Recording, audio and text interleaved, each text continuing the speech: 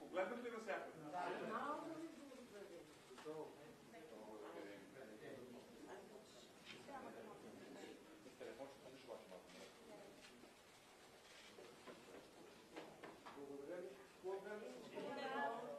Това за балотажа ще го видим към края на деня. Аз продължавам да съм оптимист, че ще направим изключително силно представяне днес.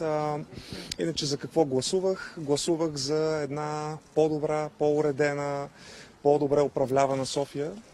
За София, която я обичат тези, които я управляват, за един град, който всички ние сме изключително горди да живеем в него, щастливи, че живеем в него, вярваме, че може повече от това, което постоянно ни се казва. Винаги е било така, няма нужда да е винаги така, ще бъде по-добре и аз съм оптимист за бъдещето на града, за бъдещето на всички нас. Очаквате ли висока избирателна активност днес?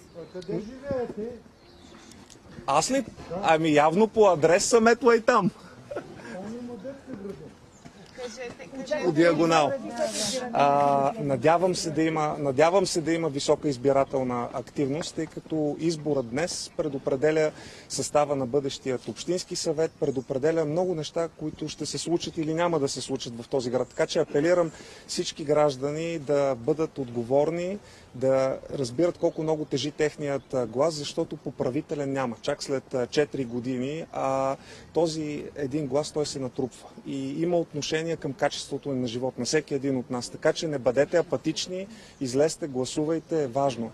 Трябва ли да има поправителен обаче за решението на Централната избирателна комисия днес да гласуваме само с хартиени бюлетини, казус, който е вече отправен и към съда? Очевидно днес ще има само хартия, но другата седмица какво трябва да се случи?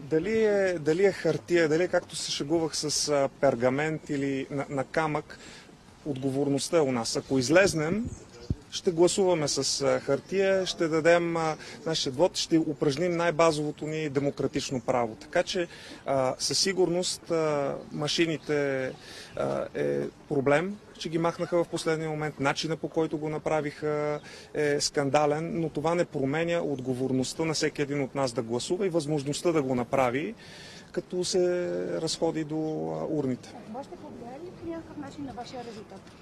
Не мога да ви кажа. Надявам се, че вотът няма да бъде опорочен, но вие сами знаете какво се е случило на последните 2 избора за местна власт. 15% невалидни бюлетини.